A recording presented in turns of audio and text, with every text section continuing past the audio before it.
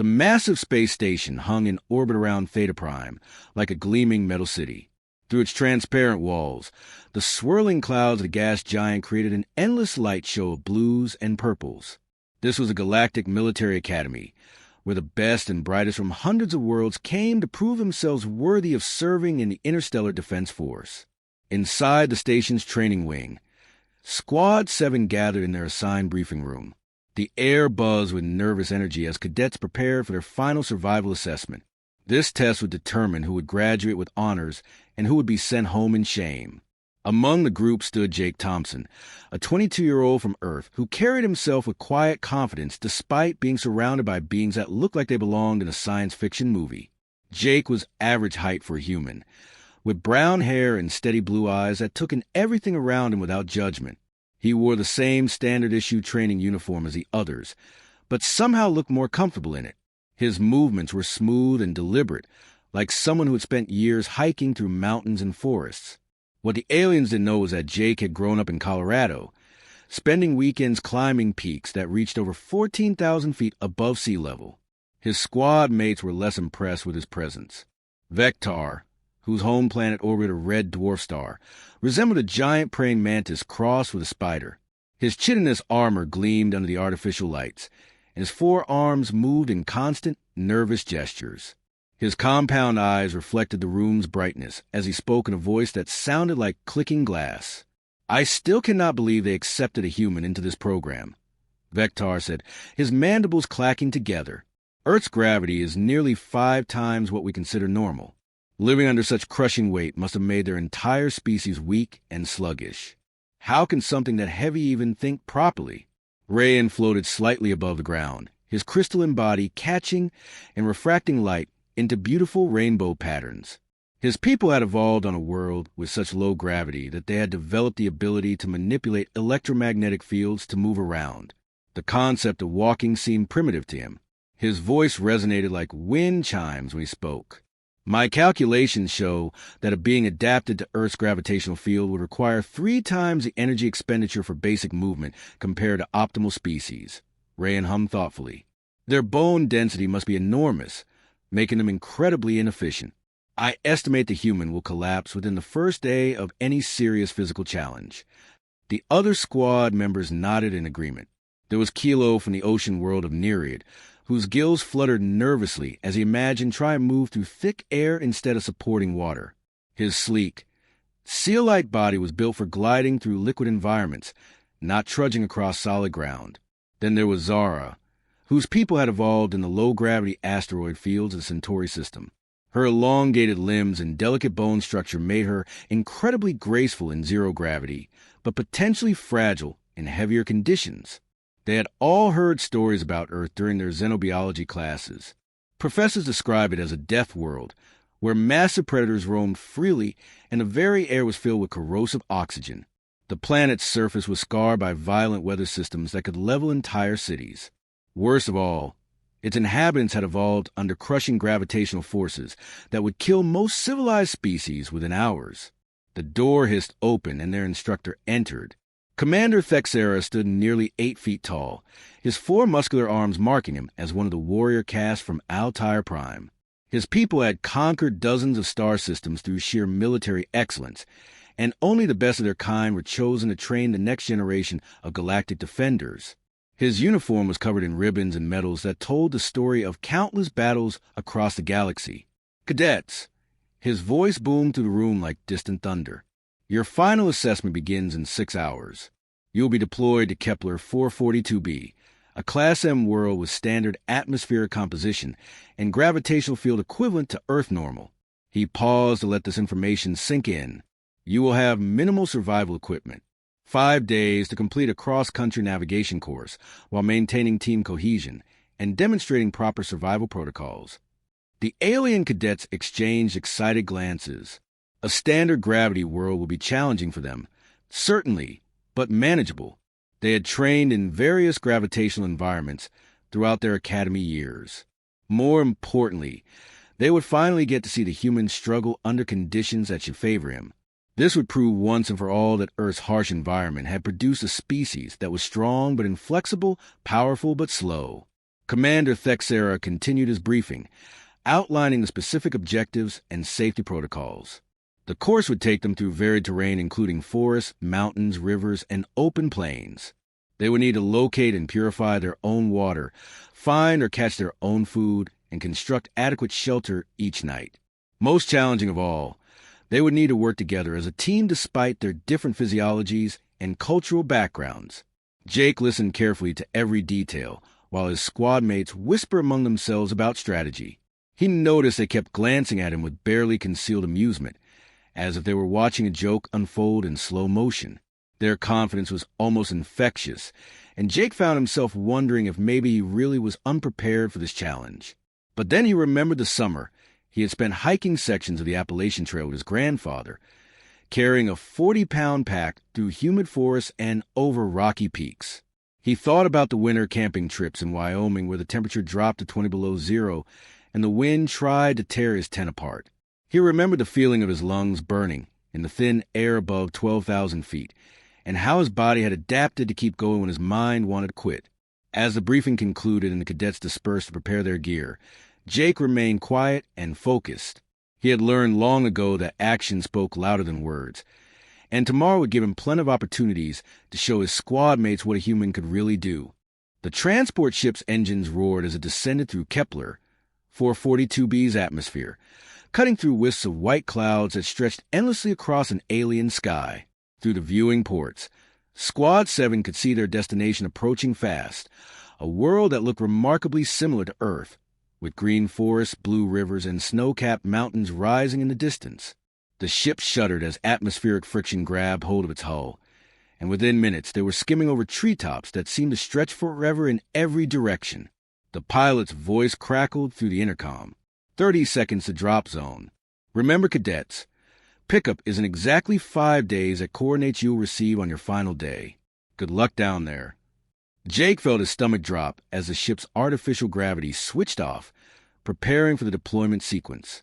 Around him, his alien squad mates were making final adjustments to their equipment. Vectar's 4 arms moved in precise patterns as he checked and rechecked the survival kit, while Rayan's crystalline body hummed with nervous energy that created small light patterns across his translucent surface. The cargo bay doors opened with mechanical whine, and suddenly the real atmosphere of Kepler 442b rushed in. Jake took a deep breath and immediately noticed the difference. The air was thicker than what he was used to at high altitude back on Earth, but it had that clean forest smell that reminded him of camping trips in the Rocky Mountains. Pine trees mixed with something that smelled almost like cedar, and underneath it all was the rich scent of earth and growing things. For the alien cadets, however, the experience was far different. As soon as the ship's artificial environment shut down and the planet's full gravity took hold, their bodies began to betray them. Vectar, who normally moved with lightning-quick precision, suddenly found each step requiring conscious effort. His chitinous legs, perfectly designed for scuttling across the low-gravity surface of his homeworld, now felt like they were made of lead. This is more difficult than the simulation suggested, Vectar admitted, his breathing apparatus working harder than usual as his body tried to adapt to the heavier atmosphere and increased gravitational pull. Rayan had it even worse. His people had evolved to float gracefully through environments with barely any gravity at all, using electromagnetic fields to glide effortlessly from place to place. Now, for the first time in his life, his feet were firmly planted on solid ground and refusing to leave it. Every attempt to lift himself into his natural floating position failed completely, leaving him feeling clumsy and trapped. The crystalline being's internal structure began to emit small creaking sounds as his body compressed under the unfamiliar weight. "I calculate that my normal movement efficiency has decreased by approximately 73%, he announced, trying to maintain his scientific composure even as he struggled with the basic act of standing upright. Jake watched his teammates adapt to the new environment and felt a familiar sense of awareness settle over him. This was the feeling he got when he stepped out of his truck at a trailhead back home, that moment when his body automatically began assessing terrain, weather conditions, and the best path forward. His eyes swept across the landscape, taking in details that years of wilderness experience had trained him to notice. The forest floor was relatively clear of underbrush, suggesting good drainage and mature tree growth. Animal trails crisscrossed through the trees in patterns that spoke of regular water access somewhere uphill. The slope of the land, the direction of prevailing wind, and the angle of the sun all combined to paint a clear picture in Jake's mind of where they needed to go. "All right, team," Jake said, adjusting the straps on his backpack with practice motions. "First priority is finding a reliable water source and establishing a base camp before nightfall. Looking at the terrain, our best bet is going to be up that ridge line." He pointed toward a mountain slope that rose through the trees about 2 miles away, its peak disappearing into a light layer of clouds. Vectar's compound eyes followed Jake's gesture, and his mandibles clicked together nervously. "Up there? That appears to be quite a distance, and the elevation change seems significant." "How far exactly?"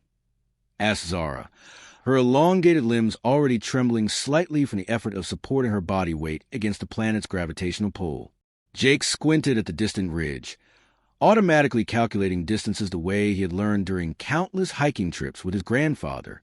"Maybe 8-10 miles total. The elevation gain looks like about 1,500 feet, so nothing too steep.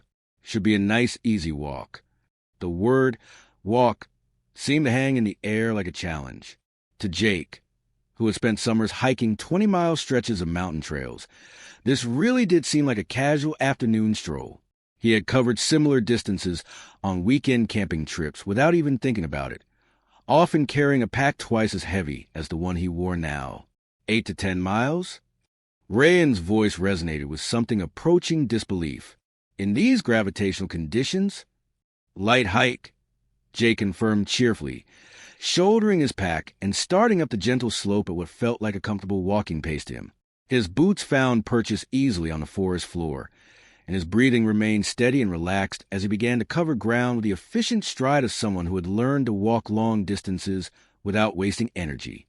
Behind him, his alien squad mates exchanged glances that mixed determination with growing concern. They had trained for this. They were elite military cadets from advanced civilizations. Surely they could keep up with one human on what he claimed was an easy walk. Within the first 10 minutes, however, reality began to set in. Vectar found that his usual quick, scuttling movement was impossible to maintain. Each step required him to consciously lift legs that felt impossibly heavy, and his breathing was already becoming labored. Rayan discovered that walking, something he had never really needed to do before, was far more complicated than it appeared.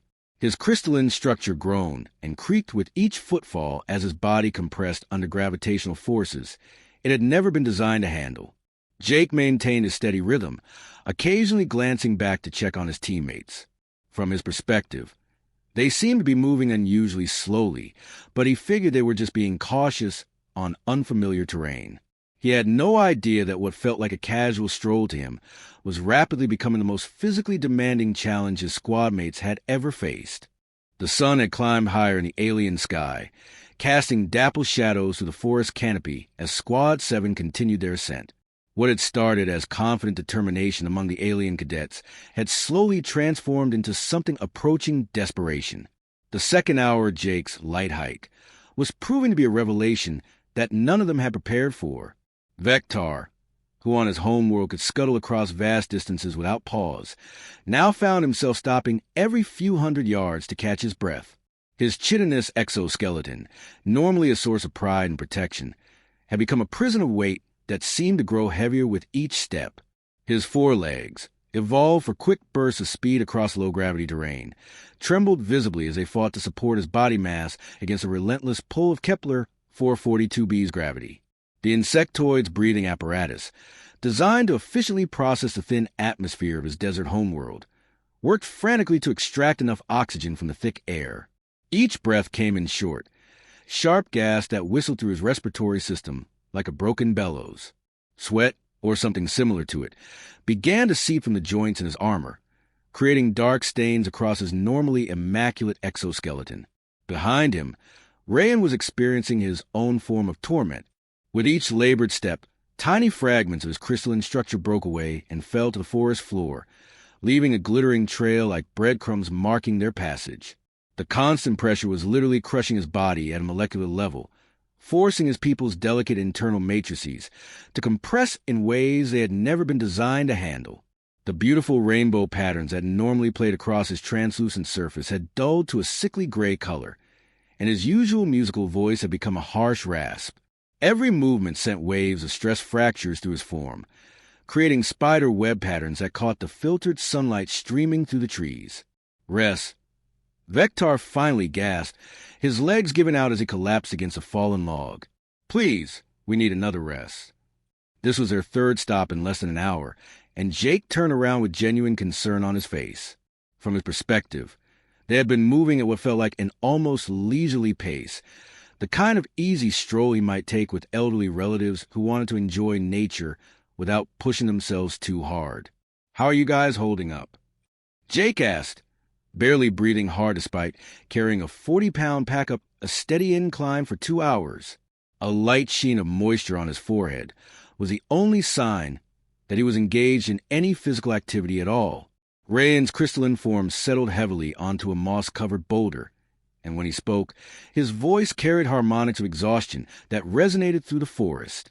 How are you not tired?" he wheezed, his internal light flickering weakly. "This pace is impossible to maintain." Jake tilted his head, genuinely puzzled by the question. He glanced around at the terrain they had covered, mentally calculating the distance and elevation gain with the automatic precision of someone who had been hiking mountain trails since childhood. Tired? We've barely started. He gestured casually up the mountainside, where the ridge line was still visible through the trees. Still got 6 miles to go, maybe 7 if we take the easier switchback route. The words hit the alien cadets like a physical blow. 6 more miles. 6 more miles of what they were already experiencing as the most grueling physical ordeal of their lives, and the human was treating it like a warm-up exercise. Zara, whose elongated limbs had been designed for graceful movement in zero-gravity environments, let out a sound that might have been laughter if it hadn't been so desperate. 6 more miles, she repeated, her voice cracking. He says 6 more miles like it's nothing. Kilo, the aquatic team member, had been struggling with more than just gravity. His gill slits, accustomed to extracting oxygen from water, were working inefficiently in the thick atmosphere. Each breath required conscious effort, and the constant need to keep his skin moist was draining his energy reserves faster than he had anticipated. On my world, he gasped, we would cover such distances by riding the deep currents. This is madness. As they resumed their climb, Jake's behavior became even more bewildering to his struggling teammates. While they fought for every step, he moved with the easy confidence of someone taking a casual walk through a familiar neighborhood. His breathing never changed, his pace never faltered, and most incredibly of all, he seemed to be actually enjoying himself. See that cluster of broadleaf plants over there? Jake pointed to a small clearing about 50 yards to their left. Those look like they might be related to wild spinach. Probably edible if we need emergency food. He made a mental note of the location, while continuing to climb at the same steady pace that was destroying his alien teammates. A few hundred yards further up, he paused next to a small stream that bubbled down the mountainside. Fresh water source, he announced, cupping his hands to taste it. Clean, good mineral content, flows year-round judging by the erosion patterns.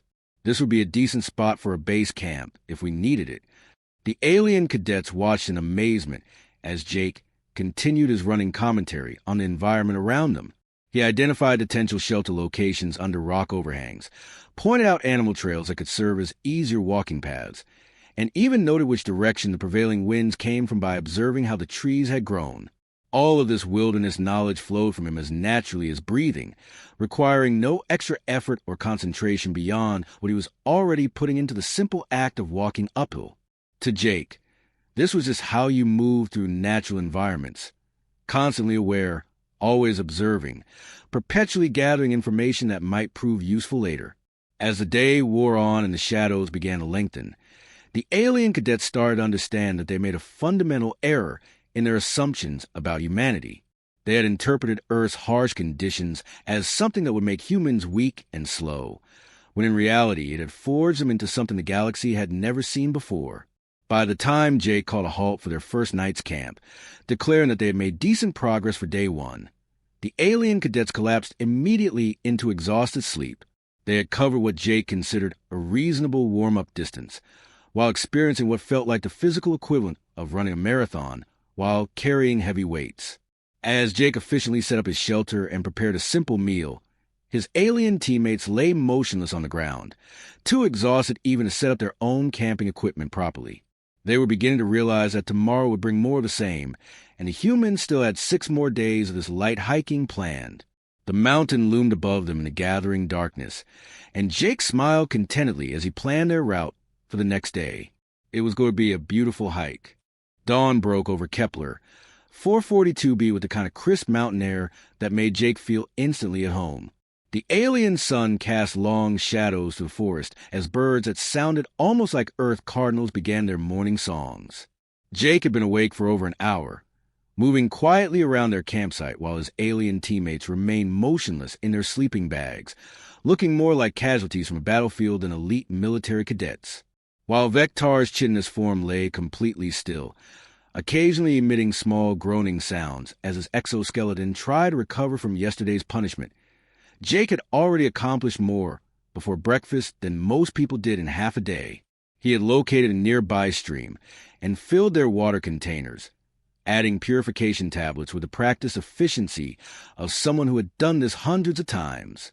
A small pile of edible berries and what looked like wild onions sat next to their cold campfire, gathered from locations he had mentally cataloged during yesterday's hike.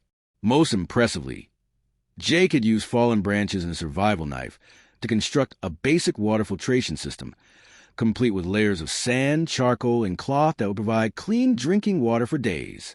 All of this had been accomplished in near-complete silence, allowing his exhausted teammates to sleep, while he prepared for another day of what he considered light outdoor activity. Rayan was the first to stir, his crystalline body catching the morning light and throwing rainbow patterns across the surrounding trees. But instead of the vibrant displays of color that normally marked his people's health and vitality, the light that passed through him was dim and fragmented. Stress fractures from yesterday's gravitational punishment had spread throughout his structure like a network of spider webs. "I believe I may have sustained permanent damage to my molecular matrix," Rayan said weakly, his voice lacking its usual musical quality. "My people were never designed to experience sustained gravitational forces of this magnitude." Jake looked up from where he was rekindling their fire, using nothing but dry tinder and a small ferro rod. "You'll feel better once you get moving," he said encouragingly. "Sometimes the second day is rough, but your body adapts pretty quickly." The concept of adaptation seemed foreign to beings who had evolved in environments perfectly suited to their physiology. On their homeworlds, these aliens were apex specimens of their species, fast, strong, and efficient within their natural habitats. The idea that Jake's body was constantly adapting to challenging conditions as a normal part of existence was something they were only beginning to understand. As the others slowly awakened to face another day of what they now understood was torture disguised as hiking, Jake spread out a hand-drawn map he had created using charcoal and a flat piece of bark. His wilderness navigation skills, learned during years of backcountry camping, allowed him to create surprisingly accurate topographical representations using only visual landmarks and basic compass readings. "Here's what I'm thinking for today," Jake announced cheerfully, pointing to various marks on his improvised map. "We'll do a loop around the high country, maybe 12 miles total. The good news is it's mostly flat terrain once we get up the ridgeline." The word flat sent a collective shudder through the alien cadets. Yesterday had taught them that Jake's definition of basic terminology bore no resemblance to their understanding of the same words.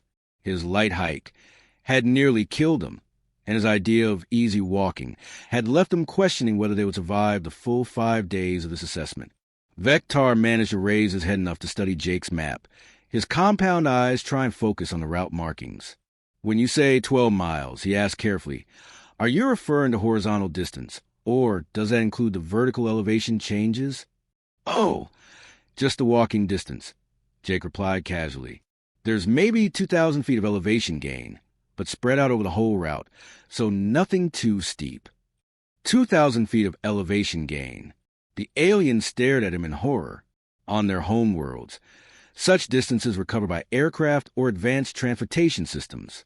The concept of walking vertically upward for 2,000 feet while simultaneously covering 12 miles of horizontal distance seemed like something that should require specialized mountain climbing equipment and weeks of preparation.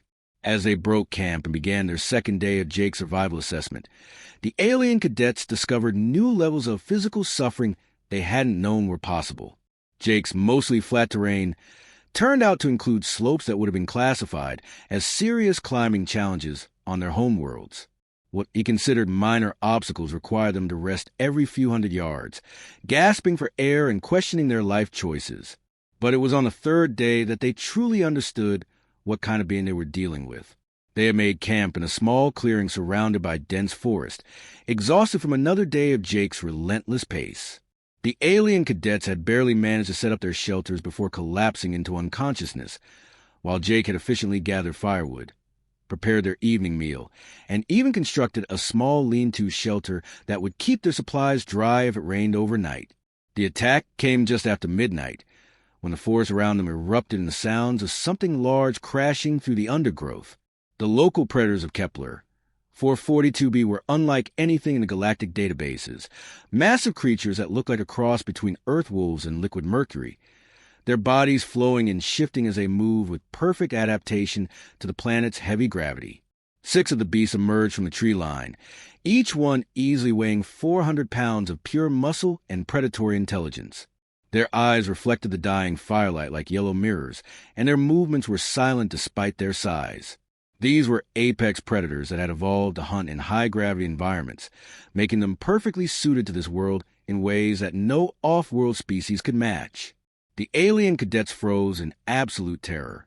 Faced with creatures that represented everything they feared about death worlds, their military training abandoned them completely. Vectar's legs locked in position, his fight-or-flight response overloaded by the impossibility of either option. Rayan's crystalline structure began to resonate with harmonics of pure fear, creating a sound like wind chimes in a hurricane. Jake's response was immediate and utterly shocking. Without hesitation, he grabbed a sturdy branch from their firewood pile and fashioned it into a makeshift spear using his survival knife. Then, instead of backing away or seeking shelter, he did something that defied every logical survival instinct the aliens possessed. He charged directly at the pack leader, letting out a war cry that echoed across the mountainside like something from humanity's ancient past. The sound was primal and terrifying, carrying undertones of violence that spoke to millions of years of human evolution as persistence hunters and apex predators. The morning of their 5th and final day dawned clear and bright, with the kind of crisp mountain air that made Jake want to extend their trip for another week. He had been awake since before sunrise, as had become his routine, quietly preparing breakfast and studying the terrain they would need to cross to reach their extraction point. The past 4 days had been exactly the kind of wilderness experience he loved most, challenging enough to be interesting, but not so difficult that he couldn't enjoy the spectacular scenery and perfect weather. His alien squad mates presented a dramatically different picture. Vectar lay motionless in his sleeping bag, his once proud chitinous exoskeleton now covered in stress fractures and dull patches where the constant gravitational pressure had worn away his natural armor. His 4 legs twitched occasionally in his sleep, as if his nervous system was still trying to process the impossible demands that had been placed on his body. Rayan's crystalline structure had undergone a complete transformation over the past 4 days. The beautiful, translucent being who had floated gracefully through the Academy's corridors now resembled a piece of broken glass that someone had tried unsuccessfully to repair. His internal matrix had compressed and reformed so many times that his entire body had become more compact and dense, losing much of the delicate beauty that characterized the species. Zara and Kilo were in equally rough condition. The zero-gravity specialist's elongated limbs had developed a permanent tremor from the constant effort of fighting against forces her body had never been designed to handle. Meanwhile, the aquatic cadet's gill slits had become inflamed and partially sealed from trying to process the thick mountain air, leaving him dependent on conscious breathing exercises just to maintain adequate oxygen levels. From Jake's perspective, they had experienced exactly what he would consider a moderate backpacking trip, the kind of adventure he might plan for a long weekend with friends who wanted to get away from city life and experience some real wilderness. The daily distances had been reasonable, the terrain challenging but not dangerous, and the weather had been absolutely perfect for outdoor activities. When the rescue shuttle's engines became audible in the distance, Jake felt a familiar twinge of disappointment that always marked the end of a good camping trip. He had been looking forward to exploring more of the high country, maybe finding that waterfall he had spotted from yesterday's ridgeline, and testing his theory about the best fishing spots in the lower valley streams. The shuttle descended through the forest canopy with the precision of military pilots who had performed this routine hundreds of times. As the engine spun down and the cargo bay doors opened, medical personnel immediately rushed toward the alien cadets with emergency life support equipment, clearly expecting to find casualties from their survival assessment. What they found instead was a scene that would become legendary throughout the Galactic Military Academy. 3 alien cadets lay scattered around their campsite like the aftermath of a natural disaster, barely conscious and completely unable to stand under their own power. Their equipment was scattered and damaged, their uniforms torn and stained, and their vital signs indicated severe physical exhaustion bordering on complete system failure. Standing in the middle of this apparent catastrophe was Jake Thompson, looking like he had just finished a pleasant morning jog. His uniform was clean and properly arranged, his pack was neatly organized and ready for transport, and his vital signs showed no indication that he had engaged in any strenuous physical activity whatsoever.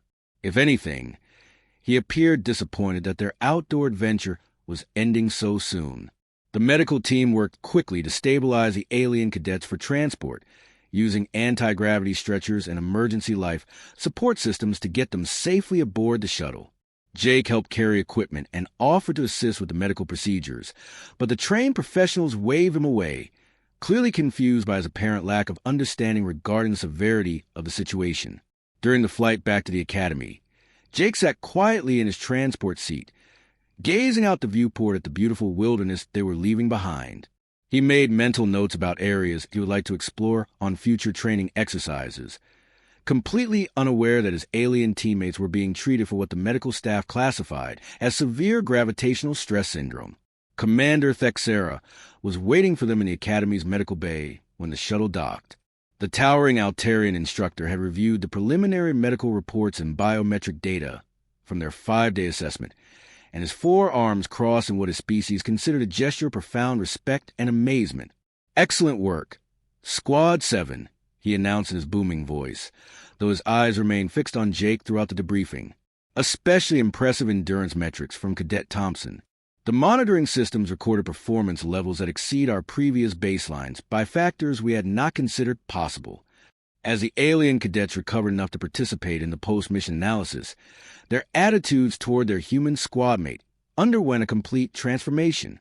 Vector, whose people had conquered dozens of star systems through superior military technology and tactics, looked at Jake with something approaching religious reverence. "On my world," Vector said slowly, his voice carrying harmonics of awe, "you would be considered a mythical creature, a being of impossible strength and endurance, like the ancient legends our ancestors told about gods who could move mountains and run across oceans without tiring." Rayan had spent the return flight calculating and recalculating performance data from their survival assessment. His analytical mind simply could not process how a single being could maintain such consistent energy output over such extended periods while carrying additional equipment and apparently enjoying the entire experience. "We mocked your gravity," Rayan admitted, his crystalline form shifting into what his people considered a posture of deep respect and apology. "We thought it had made your species weak and sluggish, but we didn't understand. It didn't make you weak at all. It made you into something we've never encountered before in all our travels across the galaxy." Jake listened to their comments with genuine confusion, the same expression he might where if someone had congratulated him for successfully breathing air or walking upright. "It was just a light hike, guys," he said with a shrug. "I mean, we could have covered twice the distance if we'd had more time. There are some really beautiful valleys up in the high country that would have been worth exploring." The idea that Jake considered their grueling survival ordeal to be a casual warm-up exercise, and that he was disappointed they hadn't covered more ground, sent ripples of shock to the Academy's entire training staff. Within hours, word had spread throughout the station about the human, who had nearly killed 3 elite alien cadets with what he considered gentle recreational activity.